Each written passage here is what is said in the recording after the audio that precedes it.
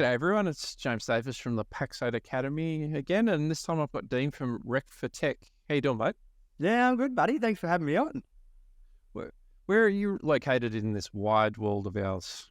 Look, I'm on the gorgeous Gold Coast, actually on the border of New South Wales and Queensland, in a little place called Tweed Heads. But in terms of my remit for work, it's global. Who doesn't do global these days after COVID, right? Yeah, I love working globally from my little tropical island of Tasmania, so it's always a bit of fun. I'm really excited to have you on. We're going to talk about recruitment and finding talent in a very tight market. And I keep hearing stories from owners all the time of it's taken ages to get somebody, then they jump on board, and then they're gone in like a day to a month, and they're in this constant cycle. And I'm wondering, you doing this as a living, is that what you're seeing around the market? It's funny you say that. I also speak with a lot of owners, CEOs, CTOs across Australia and New Zealand mostly, who have a similar story. And my conversation when we're diving into why are these people leaving is really to understand what are you providing to retain that talent. Historically, probably when we were entering the job market, James, salary was really important to us. It was actually about, am I lifting my salary? That'll keep me there. The money's enough. But with things like inflation, the cost of living going up, our mortgages going up, that salary is really important. But what I've seen since COVID and through COVID is that now candidates, especially in the tech market, so we talk about, say, data analysts or IT service providers or IT service engineers and sysadmins and whatnot, they want money, but they're after a better culture. They're after benefits. And funny enough, I actually just wrote a contribution to a LinkedIn post this morning around this, and no longer is salary the top ticket item. Yes, it's important, and we have to ensure that our salaries are keeping up with inflation, but offering different incentives that work for individuals. So, for example, a 4-day week, and I know that not everyone can do a 4-day week, but 4-day week is agnostic across the human platform. So whether you're male or female, whether you come from a part of the rainbow, whether you come from a different part of the world, getting access to working 4 days a week gives back work-life balance. Additional things that I see in the tech space is access to continual learning. I remember doing some briefings last year for quite a sizable not-for-profit that wanted a data scientist to join their organization. And when I dived into speaking with the data scientists, what were they looking for? Salary was second on the list, but the access to continual professional development was something that they needed. So the way that I built this out to ensure that we were attracting the right people is all of the outbound information. So adverts, LinkedIn adverts and posts and paraphernalia across social media. It actually highlighted that whoever joins this top tier organization will get access to continual professional development. So I think looking outside the standard, am I offering enough money, is really important. And God, I know I'm talking a lot, but something I really want everyone to know is that the employee value proposition is more important now, 2023, 2024, than it ever has been. And if you don't know what an employee value proposition is, or an EVP, it is, what do you provide to your staff internally? So back in the day, it used to be a fruit bowl. All right. So, hey, you can come in, you can have free breakfast and a fruit bowl for lunch, and you can have that every single day of the week. And that's really cool. But no longer is a fruit bowl the thing that's going to attract talent and retain talent. I remember an organization here on the Gold Coast, a managed service provider actually, pitched to me that they had a games room. They had a couple of PlayStations set up with Daytona on it, which 3 years ago was really, really cool. But now, with people not being in the office so often, that's no longer an attractive sell for a tech to join an organization. So we really need to look at different benefits. Equal gender parental leave scheme, for example. If you have a parental leave scheme, let's have a chat. Let's make it equal for male and female. Whoever the primary carer is of that child should get access to that parental leave scheme straight away. And that's of value to everybody who's looking to build a family in the future. We can look at other components to like reduced hours, flexible working, the ability to work 2 days from the office and 3 days from home, what we call extended hours or compressed hours. So extended hours would be your 38-hour week over a 4-day period, or a compressed hours would be 5 days a week, but only doing 5 hours a day. So you might do that in between school times, for example, for those that are parents out there. So these benefits what would create our employee value proposition. And if you do have an employee value proposition, why haven't I seen it? As in, I just think you need to be pushing it out to the market every day. Your staff should be commenting on their socials around why they're in their organization. I'll tell you right now, I work 4 days a week. I don't do extended hours. It's not 4 12-hour days. It's just 4 8-hour days. And everyone that works for me at Rec for Tech, they all work 4 days a week as well. And that's just an incentive that I provide so recruiters that join our organization can spend more time with their family. I hope that answered the question, James. It's giving a lot of enlightenment of the sort of considerations that we need to put out there to start attracting talent. And we're circle back to where sort of the question, the whole owners giving us that story that we've attracted people, someone's decided to take the job offer and then they bugger off in under a month. Why are they typically doing that? Okay, something that I see regularly is that candidates are getting sold the dream that is not actually real. So I think it's really important to be brutally honest when you're going through that screening process, than to paint a picture of something that's not real. And I think the operational staff that are on the ground doing the work, so if we're talking about a TSP or an MSP, those that are actually taking the calls that are fixing the issues should be involved in the recruitment process without the manager at some stage. So round 2 should be meet the team. It's a good litmus test for the team to see if they get along. And additionally, it gives that candidate the opportunity to ask the questions that they really want to know. And that will paint a real picture of what's the environment's like, what the work's like, and you'll get a gauge whether that person's a good fit. That makes a whole lot of sense with basically people actually coming in and seeing the reality, and it's not what they were expecting, and there's that sort of expectation setting and management from the get-go. And you mentioned there multiple phases in the hiring process. I think most people in our industry are requiring people fast, so they try and skip us fast ahead because there's talent on the market, then all of a sudden they'll disappear too quickly. What should a typical recruitment process actually look like? What should you be expecting? How long should you expect it to take, et cetera, et cetera?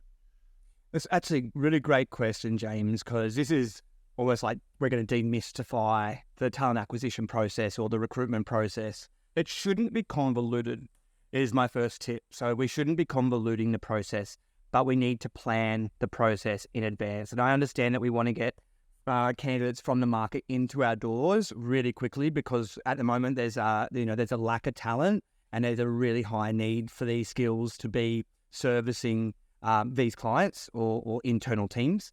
The first thing I would say is organize your recruitment process. So a general process would be you put out your advert. In that week, you have to remember that you've got a 7-day period to offer a top tier candidate. So let's say, James, you come through my recruitment process on day 2. I know that I have to have an offer in front of you within 7 days, or the chances of you already having 3 offers is extremely high. And then we're going to be going through negotiation, maybe blowing out budget and having to bend on things that we don't want to bend on. So the recruitment process, we put our advertising out, we put our campaign, so our social media campaign, we get all of our friends and our network to share that to get a bigger reach. And in that first couple of days, while the applicants are coming into the CRM or the advertising campaign through Seek or whatever job board you're using, you should be headhunting the talent that you actually know you want. So for example, I know I want James. So on day 1, I will have called James. I would have spoken to James about this opportunity. And then in that call, I would have also asked James if he has any referrals. If James isn't interested in a role, it shouldn't be a dead call. James, who else do you know that has a similar skill set to you that might be a good fit for my organization? Here are the 5 things that we're offering as a benefit. If you want to know more about the business, I can go on about that. But you should always be leading with the benefits and then talking about yourself as an organization. So that's the headhunt process that's running coinciding with the advertising campaign. You should be checking your advert every single day. Don't say I'm going to wait until 30 days when the advert expires and now I'm going to be looking through my list of candidates to see who's good. Because by the 30-day period, 50% of those candidates are now off the market, and the 50% are probably still on the market, might not be what you're looking for. They might be too junior, or they might not be the skilled candidates. Okay, so then we want to make sure that we're planning our phone screen. So our phone screen should go for about 15 minutes, and it should be asking the technical components of your questions and some culture questions. So if it's a Microsoft house, you'd be wanting to understand how many years experience they've got with Microsoft desktop services, how long they've been working with the Azure product, what migrations they've done in the past. Have they done a exchange to Microsoft M365 transfer? What were the challenges to do with that process? So you can really start to gauge the level of confidence of that person. Once you've done your phone screens, which usually takes around probably 3 or 4 days completing that phone screen, you're booking the qualified candidates in for interview with you, and you should already have set out some holders in your diary for that week, so you know that you're not available to go for internal meetings because you're going to be meeting top candidates. So first stage interview, you run the interview as you normally would. I would be really heavily leaning on the culture components and giving the candidate at least a 10-minute intro to the business, the good, the bad, and the ugly.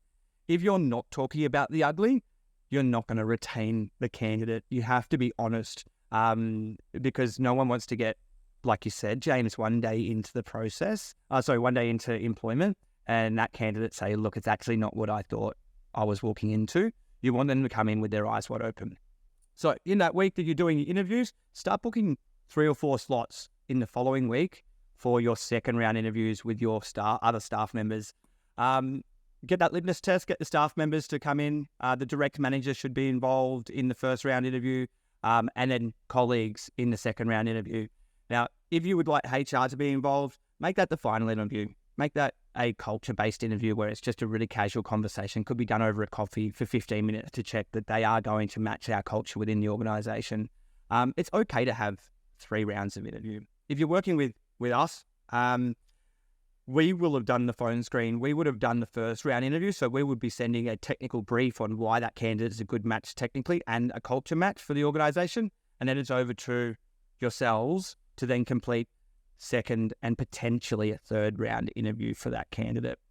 So that's what the process should look like. Now, the process doesn't finish once you have offered the candidate.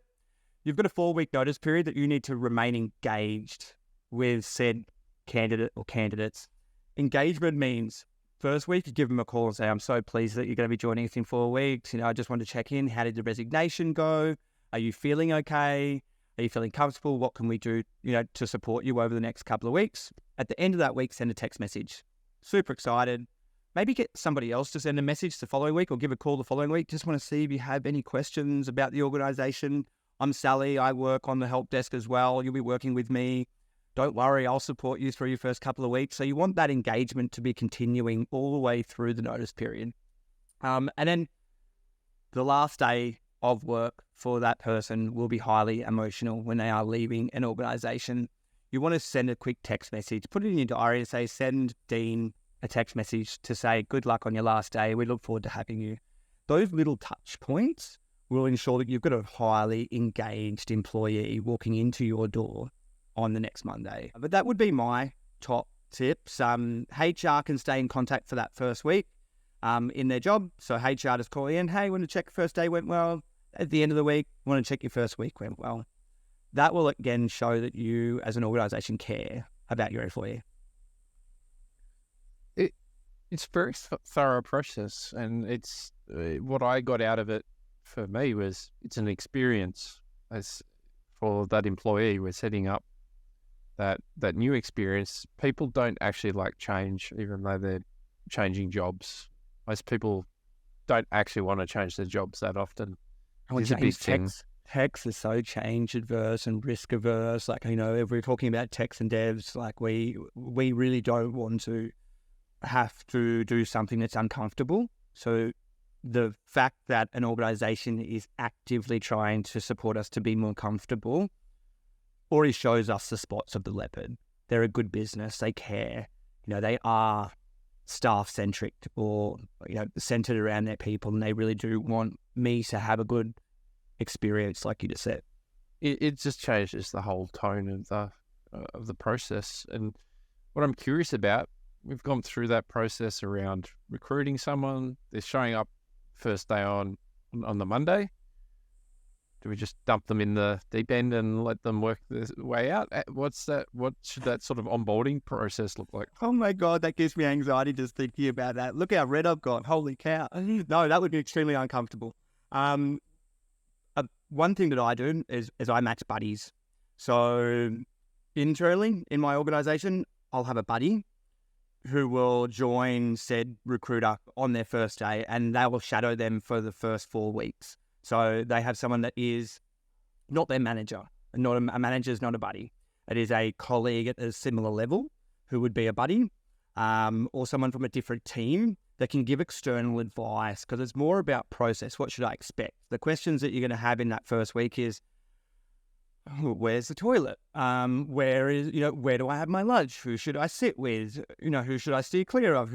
Not that anyone in any of our organizations would want to steer clear of, but these are the questions that a new employee going to have. Think of it like when we started primary school. All right, when we started primary school, we all got matched with a buddy who was normally 1 year older than us and had been in our class the year before, so they knew our teacher, they knew some of the students, and they could actually talk us through what monkey bars we should swing on, which monkey bars we shouldn't swing on, what slippery dips are the best. We want to bring that same feeling into the workplace to ensure that the transition's a smooth one for the employee. But buddies are a good one. Additional support that I would suggest, if you haven't got a onboarding document, which could be as simple as a 3-page PDF that has images of the staff, not so much an org chart, but images of James and his team, and maybe a verbatim write-up from each of those staff members saying, so mine would say something along the lines of, hi, my name's Dean. I'm the Director of Technology at Rec for Tech. I've been in recruitment for 5 years. I love what I do. I've been a technologist for 10 plus years. I'm not going to show my age, but outside of work, you'll find me at the football field, barracking on my local football team, or on the weekends, I'll be sitting in front of the TV watching the NRL, potentially with my 3 dogs. So it gives a bit of a wrap-up of who I am, what I do. It qualifies that I am an experienced person in the business, but it also gives a bit of a human element to the onboarding process. And this document would be provided to the candidate once they've accepted a written contract. So they can start do some reading about who's in the business, maybe a bit of a statement about who the organization is, why we're in business and what our mantra is, why we recruit technology roles, and what our outcomes are for the clients. So I do this because I actually love our industry. I want to help everybody in technology not make the same mistakes that I did when I first started with my first managed service business like 10 years ago, and hiring my friends and my cousins and my family members who maybe didn't turn up to work on time, took advantage of me because I was a little cousin, or all these little nuances. That's why I'm in business. Recruiting is to prevent people from making those mistakes, and that would be written in my PDF. What I'm getting, and you've said it a few times, and indirectly and directly, is the cultural aspect. And so when you are looking to recruit talent, what's more important, skills or culture and aptitude and personality? What matters? The age-old question, culture or skills? Look, I think it's a fine line between culture and skills. You can't teach attitude. you can't teach people to be a good person.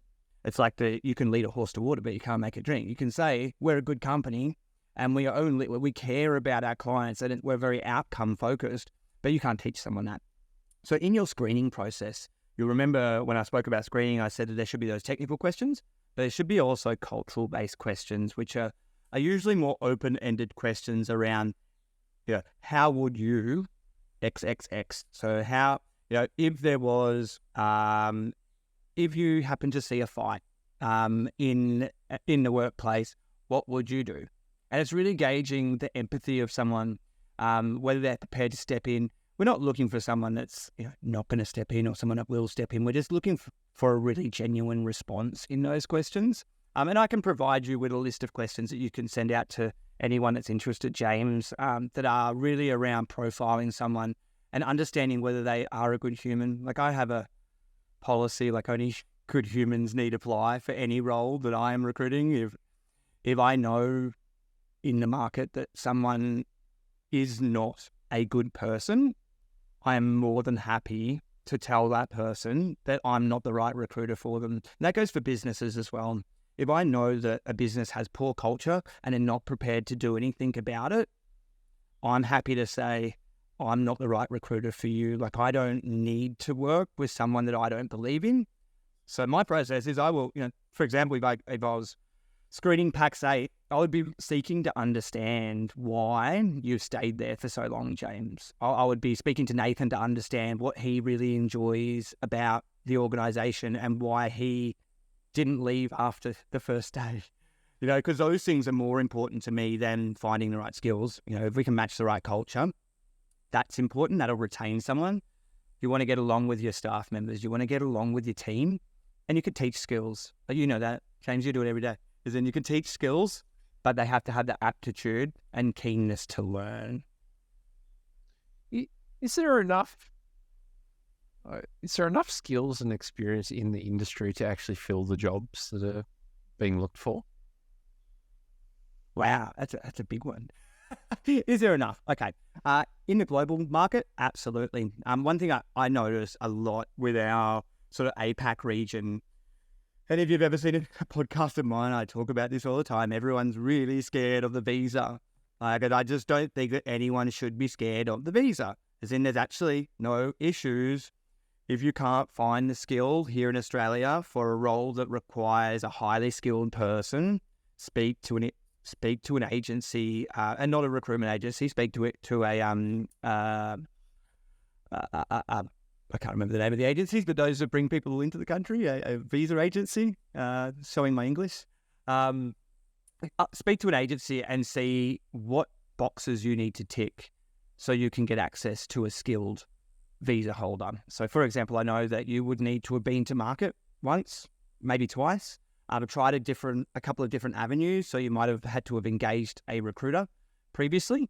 And all you need is a written document from that recruiter to say that I was recruiting for these 5 fiber skills or these 5, network skills that I couldn't locate in the local market.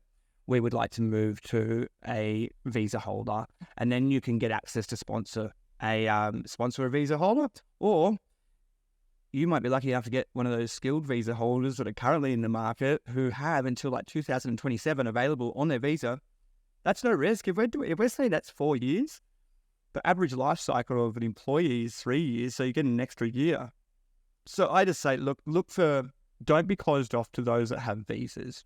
Partner visas are great ones as well. If you can find someone that's on a partner visa, as long as that partner has a visa until, whether it be unlimited or until 2027, so does that partner. The only risk we're taking is that relationship doesn't work out.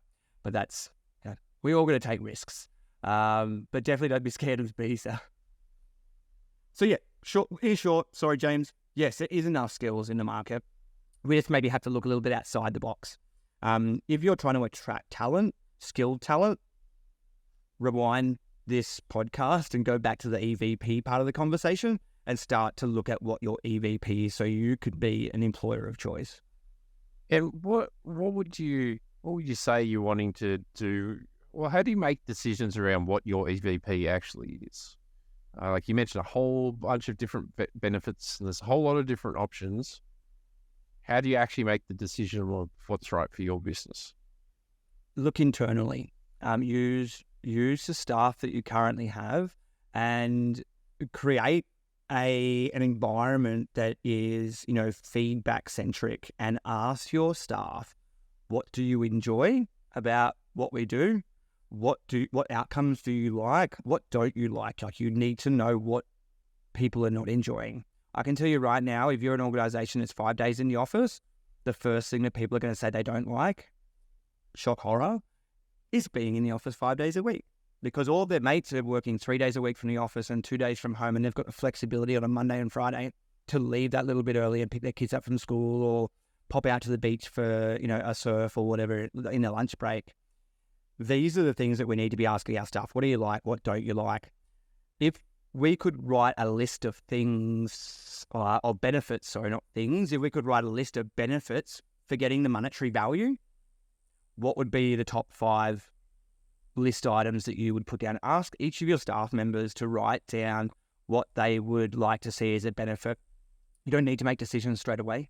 You don't have to say, okay, cool, we can't give everyone a Maserati, but we can give everyone 1 day off a fortnight to go volunteer, or we could do that 3 times a year. People are saying they want to volunteer more, but they can't do it on a Saturday and Sunday because they're too busy. That could be part of the EVP. But you have to ask your staff members what they want, because every staff member is going to be different. I can tell you right now, I don't have kids. I've got a husband. We live near the beach, and I'm renovating a house. So the things that I really want access to are going to be really different to Sarah, who has 4 kids, who is the primary caregiver. Those kids are all between the ages of 5 and 15. So there's different schooling events that have to happen. The access that she'll want to flexibility will be really different to the access that I want. I just want to be able to let the tradie in. I just want to be able to let the tradie in and know that it would be okay for me to have my camera off if someone's working in my background.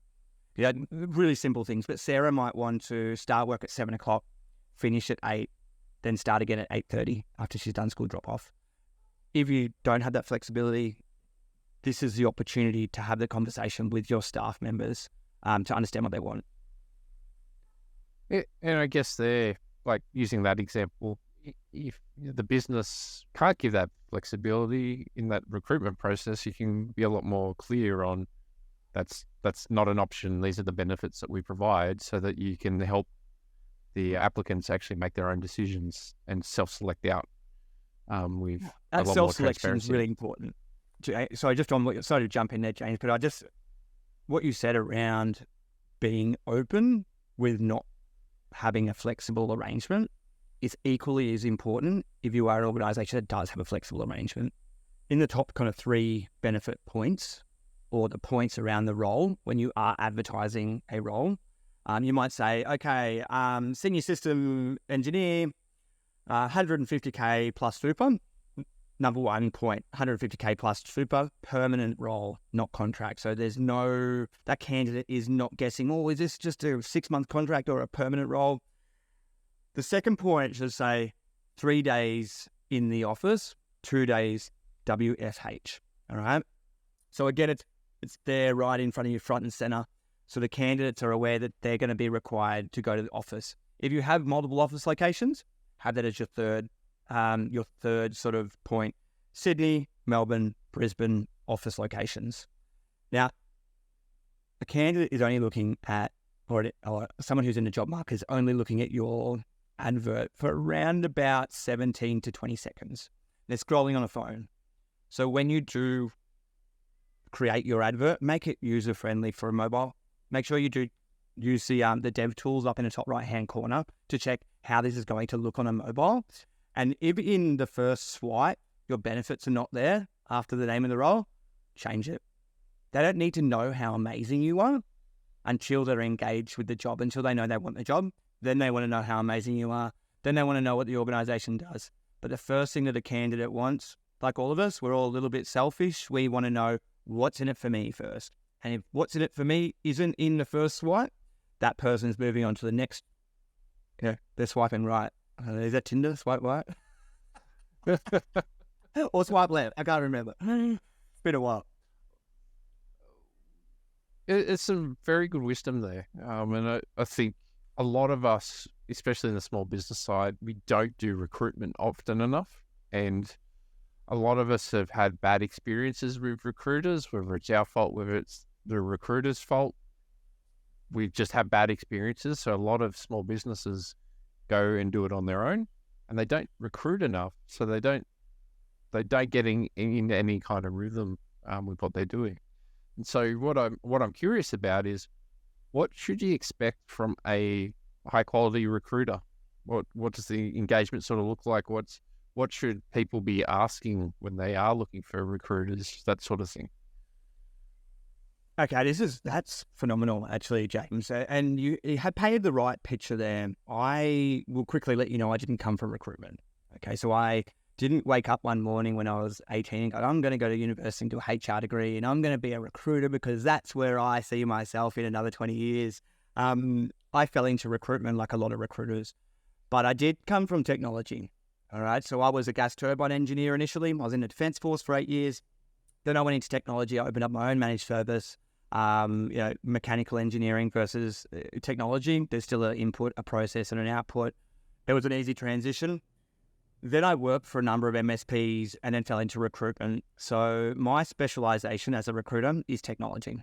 So I can speak multiple languages, and one of those languages is geek. So if you're from the technical space and you want a technical human when it comes to an employee, find yourself a technical recruiter. Have a look at their credentials. Do some research. Ask the question, how did you learn technical recruitment? What was your process when you came into recruitment? How can I be verified that you're going to provide me with a great service? And ask if there's any recommendations. If you look at my LinkedIn, for example, there's recommendations on there from some really great names who really valued the experience that I gave as a candidate and as a client. And those recommendations are given because of the experience that the client had. So look for those recommendations. Make sure that you're asking a question up front, but don't just get a generalist recruiter to recruit your tech role. If you want a salesperson, get someone who's a specialist in sales.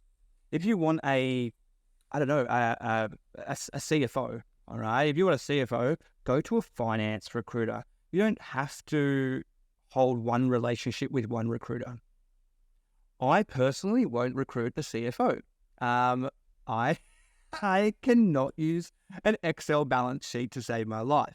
So I would refer a bit. Let's say, James, you said, Dino, could you recruit me a CFO?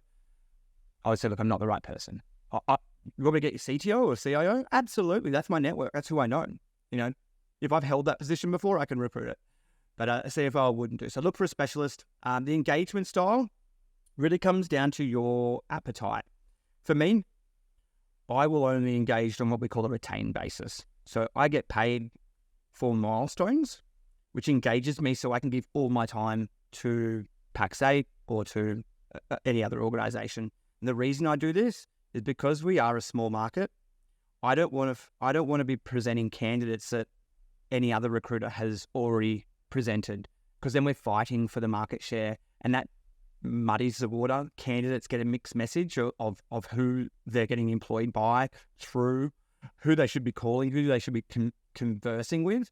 For me, I build a relationship and a partnership, and I'd be asking that question with the recruitment agencies. If you feel that it's important to go to multiple agencies, talk about that with the agency or the recruiter up front, because some won't, and some will have some really great insights for you to have a conversation around the why are you doing that. For me, it just muddies the water. I've been in too many situations where I've been against 3 other recruitment agencies. We've all presented the same candidate, and I've just walked away. I said, look, don't worry about paying me a fee. Like I said, I don't actually want to be involved in this situation.